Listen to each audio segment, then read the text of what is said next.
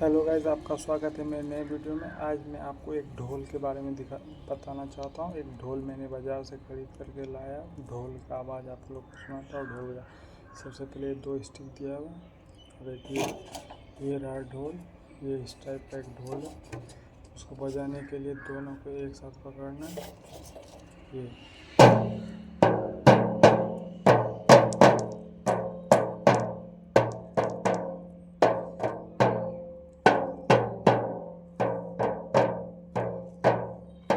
कुछ इस प्रकार से आवाज़ आएगी। आप ऐसे करके डबल अटैच करेंगे।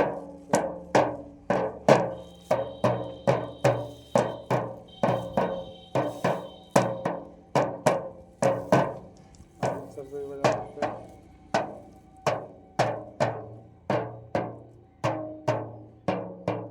डबल आप सिंगल से भी बजा सकते हैं।